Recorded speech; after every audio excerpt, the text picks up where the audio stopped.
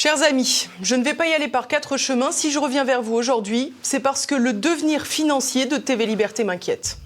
Alors que nos audiences n'ont jamais été aussi bonnes qu'en 2022, le budget, lui, accuse le coup et met en péril la suite de notre aventure ensemble. Pourtant, je peux vous assurer que nous avons toujours travaillé au mieux pour vous informer et toujours en nous serrant considérablement la ceinture. Alors bien sûr, le premier quinquennat d'Emmanuel Macron a fait souffrir beaucoup d'entre nous, je le sais. Car contrairement aux journalistes assimilés fonctionnaires des chaînes du système, ici, nous vivons dans le monde réel, comme vous. Je sais combien ces 5 premières années sous Macron ont été violentes, ont été difficiles. Certains soignants, des pompiers même, ont été suspendus de leur métier sans aucun revenu au mépris du Code du travail. Et le but était simple, les soumettre, les briser, leur briser les reins, mais ils ont résisté. Ils ont résisté comme nous devons encore résister ensemble. Car même si le paysage s'éclaircit, ce doit être notre nouveau mode de vie. Il vous faut comprendre une chose. Si vous n'aidez pas TV Liberté ou le tissu associatif, c'est l'État et ses dérives que vous financez.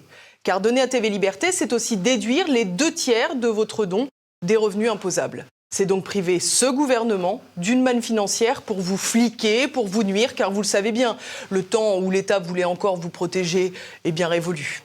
Alors, aidez-nous plutôt à continuer notre mission à vos côtés. Nous avons besoin de votre soutien et je compte sur vous.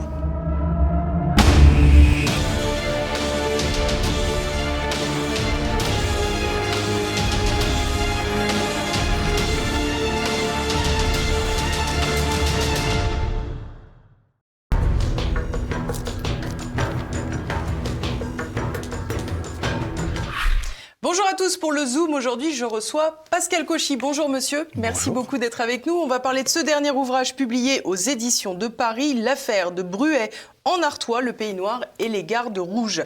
Alors on va remonter en 1972, c'était tout juste il y a 50 ans, l'affaire Brigitte Devèvre qui est donc retrouvée décédée dans un terrain vague. Pour commencer monsieur, vous êtes agrégé d'histoire, professeur à Sciences Po. Quelle idée de se lancer dans un fait divers ? Alors effectivement, cela n'est pas forcément... cela ne va pas de soi pour un historien de se lancer dans les faits divers, encore que ce fait divers, je crois qu'il a marqué d'abord toute une génération. Et moi, enfant, j'ai entendu parler de l'affaire de Bruay en Artois, comme j'imagine la quasi-totalité des Français. Et ayant entendu parler de ce fait divers, j'ai eu l'occasion de rencontrer d'autres personnes qui m'en ont parlé, mais sur un plan beaucoup plus politique. Et donc j'ai voulu en savoir davantage. D'abord, essayer de reconstituer ce qui pouvait l'être des faits, et puis ensuite voir en quoi ce fait divers était aussi le témoignage à la fois d'une société qui avait considérablement évolué, nous sommes en 1972, donc 4 ans après mai 68, et puis aussi voir en quoi ce fait divers avait pu mobiliser une partie de l'extrême gauche avec des noms extrêmement fameux comme Michel Foucault ou Jean-Paul Sartre. Et au final, on s'aperçoit qu'un fait divers, c'est un peu comme une carotte glaciaire. C'est-à-dire que cela donne énormément d'informations sur une société, son évolution, son métabolisme.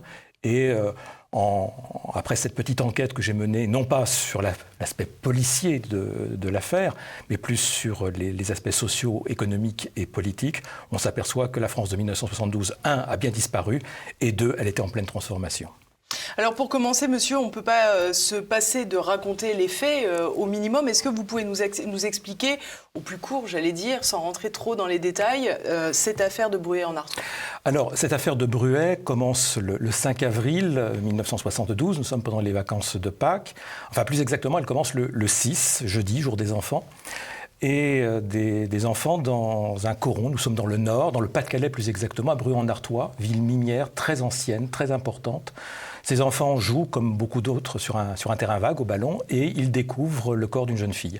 Cette jeune fille s'avère être le corps d'une voisine, Brigitte Devèvre, et l'enquête commence. L'enquête commence, et après, très vite, les soupçons vont se porter sur une personnalité importante de la ville, le notaire Pierre Leroy.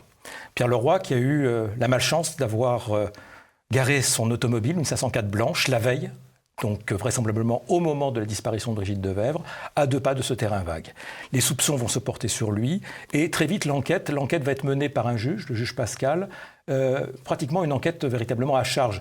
Plus exactement, le juge cherche à obtenir des aveux car il est persuadé de la culpabilité du notaire.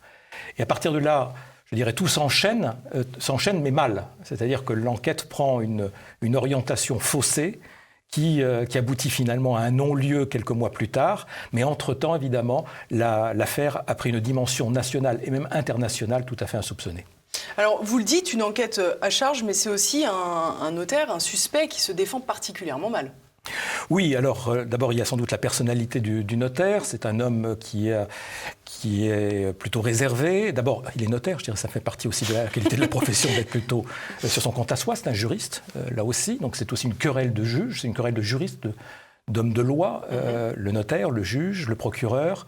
Et puis, c'est aussi la figure du notable. Le notable qui n'a pas non plus à se confesser ou à se disculper de quelque chose dont il ne se sent pas coupable. Et c'est peut-être là que nous basculons finalement du fait divers proprement dit à la question sociale, car à partir du moment où le notaire ne dit rien, il va être vu comme un notable protégé par les siens, un bourgeois au milieu d'une population qui a encore une conscience ouvrière très forte. Membre du Rotary Club, notamment, tout le panel est complet. Hein.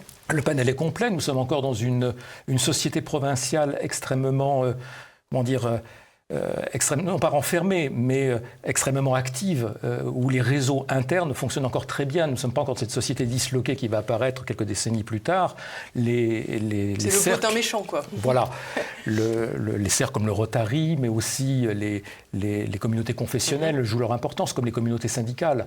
Donc, tout le monde se connaît sans se connaître, mais chacun a ses marques d'appartenance. Et dans une ville comme Brujon-Artois, cela, évidemment, a disons, une visibilité toute singulière, toute particulière. Et alors, tout particulièrement, quand on écoute ce notaire qui explique finalement que si sa voiture était garée, c'était pour aller chez sa maîtresse, qui elle-même est aussi une notable du village. Oui, alors là, c'est l'autre personnage qui entre dans ce théâtre qui va se produire devant, ces scènes qui vont se produire devant toute la France pendant plusieurs mois. Il y a la femme, j'ai l'impression de dire, la femme fatale. Monique Mayer. Alors, Monique Mayer est effectivement la maîtresse de Pierre Leroy. Alors évidemment, nous sommes en 1972, des fréquentations extra-conjugales restent encore de l'ordre du confidentiel, ça ne se fait pas, et on comprend aussi, je dirais, la pudeur d'un Pierre Leroy à l'égard de cette relation qui est une relation forte à l'évidence, puisque plus tard ils se marieront. Mais très vite, la figure de Monique Mayer va également ajouter, je dirais, au climat de tension que cette affaire va provoquer dans le courant du mois d'avril et surtout au début du mois de mai. Monique Mayer appartient à un autre milieu. Elle appartient au milieu du commerce, des notables du commerce. Son père avait une boutique de meubles, aujourd'hui disparue. Nous avons dans nos aires commerciales aux périphéries des villes, aujourd'hui des choses qui n'ont absolument plus rien à voir avec évidemment ce qu'était autrefois le grand commerce du meuble de centre-ville. Donc elle fait partie des notables, mais des notables de la bourgeoisie commerçante. Nous ne sommes pas tout à fait dans le même milieu. Ceci dit, elle a des goûts très contemporains. Elle a une maison en particulier qu'elle s'est fait construire, une maison blanche aux murs blancs, une maison de rez-de-chaussée, de plein pied. Qui tranche avec les corons, bien entendu. Et là, évidemment, il y a le choc des images que certains hebdomadaires, certains mensuels, certains journaux vont reprendre à l'envi. La photographie de cette Maison Blanche au milieu des corons va ajouter à une sorte d'exaspération et raviver l'idée d'une lutte des classes, car la maison du riche face au coron des pauvres.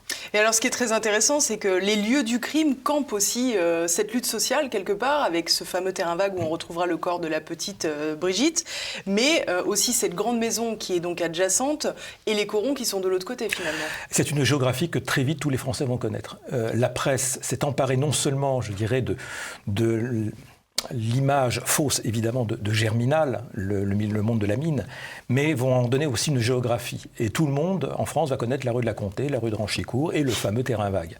Il faut des personnages, il faut un décor. Et le décor, nous l'avons, avec là, j'ai envie de dire, tout ce qu'il faut pour exciter l'imagination. Les rues des corons, qu'ils sont encore ces corons, selon l'image qui les a vus naître, nous sommes en gros dans les années 1900-1910, c'est-à-dire des murs de briques, tristes, enfin bref, je dirais on a là tous les stéréotypes de la ville du Nord, de la ville minière. Aujourd'hui, ça a bien changé. Et puis, au milieu, ce terrain vague, ce qu'on appelle un parc, qui est en fait un jardin mal taillé, et cette maison blanche qui semble insulter finalement le monde ouvrier.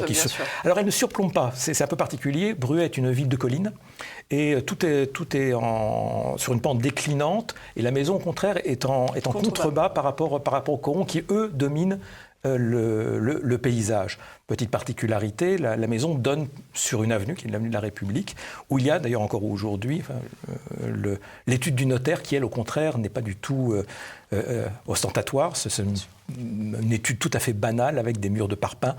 Mais il est certain que cette géographie va concentrer également, je dirais, tous les sentiments et ressentiments que cette affaire va provoquer.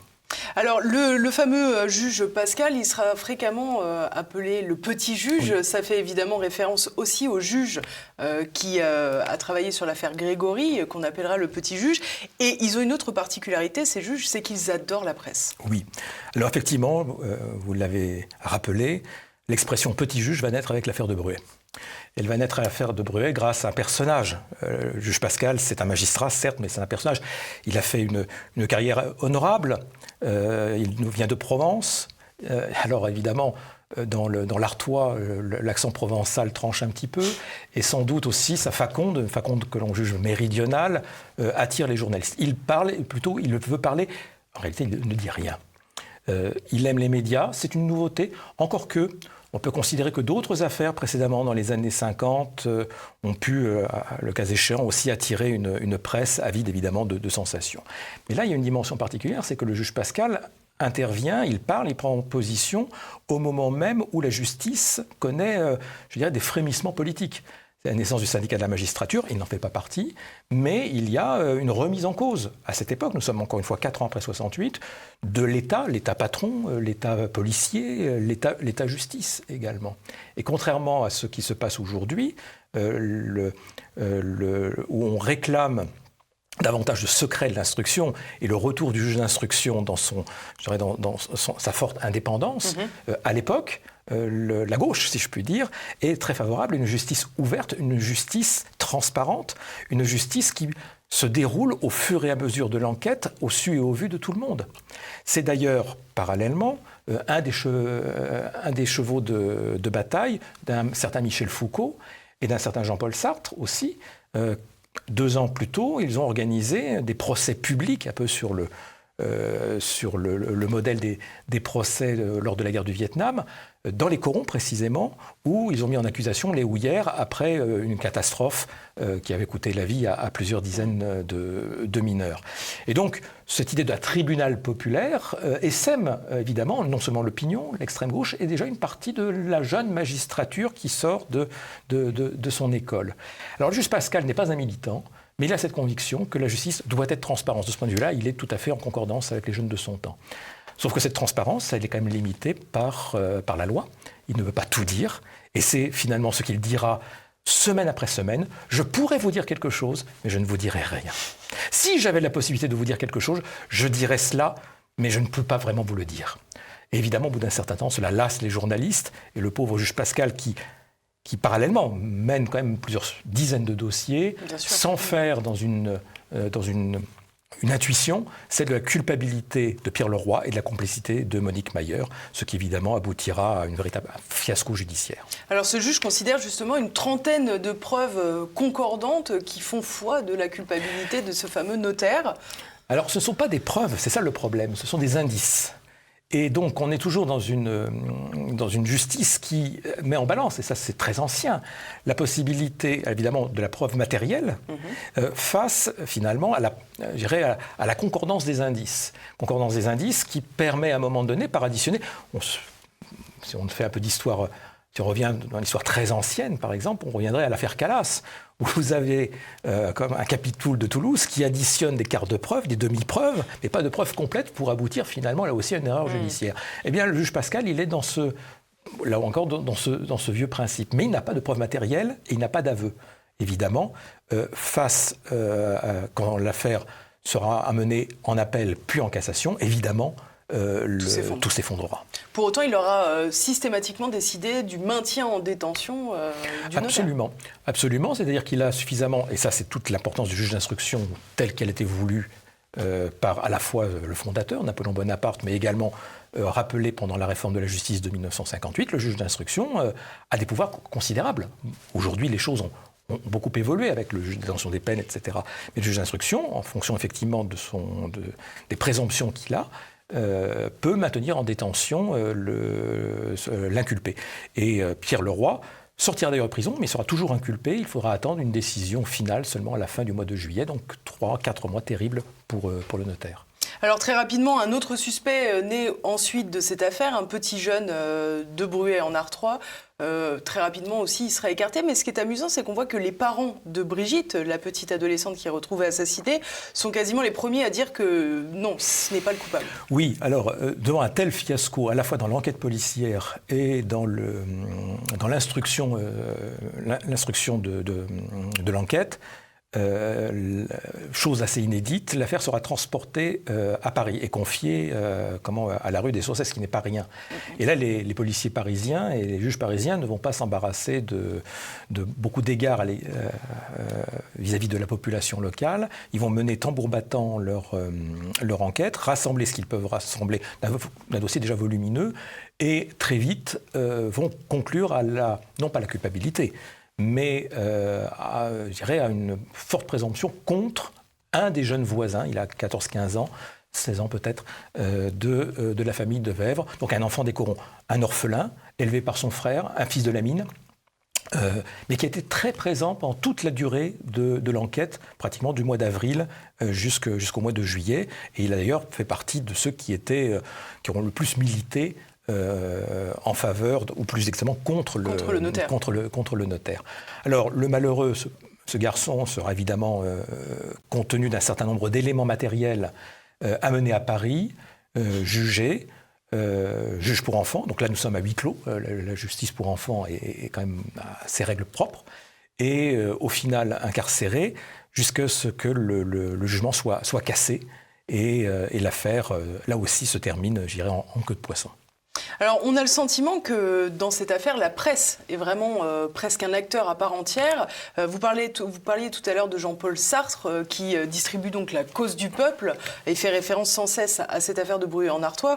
Avec ce fameux titre, et maintenant, ils assassinent nos enfants. Alors, pour attiser la haine des habitants, c'est parfait. Il y a deux choses. Il y a effectivement, donc nous avons là eu les acteurs, je dirais, du fait divers. Et maintenant, il va y avoir l'entrée en scène de deux autres groupes. La presse, mais la presse grand public, et par l'intermédiaire de la presse, je dirais, l'aspect politique, proprement dit, et militant. Pour ce qui concerne la presse grand public, alors, ce qu'on a peut-être... il y a eu des travaux universitaires là-dessus, et que j'ai utilisé, et j'ai essayé de compléter. L'affaire de Bruay en Artois a été l'affaire la plus médiatisée, enfin l'événement criminel le plus médiatisé de l'histoire de France. On l'a oublié, c'est bien normal, mais simplement, il suffit de se rappeler qu'il n'y avait que 2 chaînes de télévision. Donc quand vous avez en boucle, tous les jours, quelque chose, et c'est vrai que grâce aux déclarations du juge, nous avons un certain nombre de rebondissements, quelque chose sur l'affaire de Bruay en Artois, quand vous avez le plus grand nombre de titres et de tirages de la presse papier après la Libération. 1972, c'est un pic. Ce qui signifie que tout le monde achète, ou presque, un journal.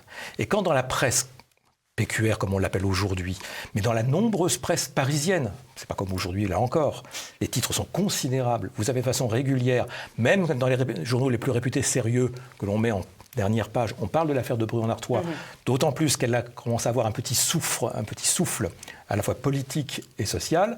Il est évident que très vite, bien voilà, toute la France connaît l'affaire de Bruay en Artois et tous les Français ont une idée très tranchée sur cette affaire. Et un historien a même parlé d'une affaire Dreyfus à l'envers, dans la mesure où pendant plusieurs mois, voire plusieurs années, la France était divisée en deux. Il y avait ceux qui étaient pour le notaire, ceux qui étaient contre le notaire. Et je pense que si on interrogeait aujourd'hui des gens de ma génération plus âgée, dès que vous parlez de l'affaire de Bruay en Artois, tout de suite, le notaire. Et donc, médiatiquement, elle a été véritablement l'affaire. Et vous parliez de l'affaire Grégory, c'est pas du tout la même ampleur. Déjà parce que le nombre de la presse est moindre, et puis justement, il n'y a pas cet effet de concentration avec toutes les symboliques. Au contraire, parce que c'est une même famille. En plus. Exactement. Donc on a vraiment, sur le plan médiatique, D'ailleurs, certains journalistes que j'ai pu rencontrer à la suite de mes recherches, qui ont participé à l'affaire de Bruay, certains ont commencé leur carrière avec l'affaire de Bruay-en-Artois. Inévitablement, c'est un passage obligé pour un jeune journaliste. Parlait d'une véritable caravane du Tour de France. Donc on a évidemment pendant plusieurs semaines, vous avez les 3 grandes chaînes de radio privées, Luxembourg, Europe et Monte-Carlo présents, plus la présence permanente également des 2 chaînes de télévision, bientôt la 3e, puisque c'est l'été 72. Donc, et puis plus toute la presse locale et même internationale, puisque vous avez des articles un peu partout. Après, il y a l'autre élément. L'autre élément qui est aussi amené par la presse, qui est l'élément militant. C'est là que l'on voit apparaître dans cette affaire des acteurs, je ne dis pas forcément inattendus, mais en tous les cas qui vont jouer un rôle très important dans l'évolution de l'affaire et que cette affaire va aussi faire évoluer de façon très conséquente, à savoir les mouvements d'extrême gauche, et en particulier un mouvement rescapé de 68, la gauche prolétarienne, les maoïstes, qui ont leur figure tutélaire avec Jean-Paul Sartre, et ce bimensuel qui s'appelle La Cause du Peuple. C'est pas forcément la figure ouvrière par excellence d'ailleurs. Non, c'est tout le drame finalement des Mao, c'est d'avoir voulu aller vers le monde ouvrier à partir des années 70-71, et qu'en définitive, ça s'est très mal passé. On a des témoignages d'anciens Mao qui ont perdu leur vie d'une certaine façon. En allant à l'établi, comme on disait à l'époque. Et Bruay-en-Artois, à un moment donné, au moment où le maoïsme n'est pas encore complètement en crise, il y a eu l'affaire Auvernais, mais le maoïsme, les jeunes Mao croient encore beaucoup à la révolution demain. Et l'affaire de Bruay est tellement exemplaire. Une fille de mineur assassinée par un bourgeois. Ils assassinent nos enfants. Et là, évidemment, l'occasion est trop belle, de telle sorte que très vite, ces groupes d'extrême gauche vont défiler en continu sur le terrain vague, sachant qu'il y a en plus un certain nombre de personnes qui sont implantées dans la région. Alors, ce que j'ai trouvé amusant, si je puis me permettre le terme, c'est la création de ce fameux comité Vérité et Justice qu'on ne peut pas mettre en lien avec aujourd'hui le comité Vérité et Justice pour Adama, qui est aussi un fait divers avec un jeune garçon en banlieue qui décède après son interpellation policière. Alors, maintenant que vous le dites, tout d'un coup, je me dis que peut-être qu'il y a un lien. Les comités Vérité et Justice, de quoi sont-ils le symptôme ou le symbole ? Peut-être de ce grand retournement de l'extrême gauche française. Jusqu'après 68, disons pour faire vite, que les différents mouvements, certaines franges du Parti communiste, mais surtout trotskistes, maoïstes, etc., peu importe, tous ceux qui défilaient sur le boulevard Saint-Michel, sont encore des personnes qui croient en la révolution ouvrière. Ce ne sont pas encore des usurpateurs.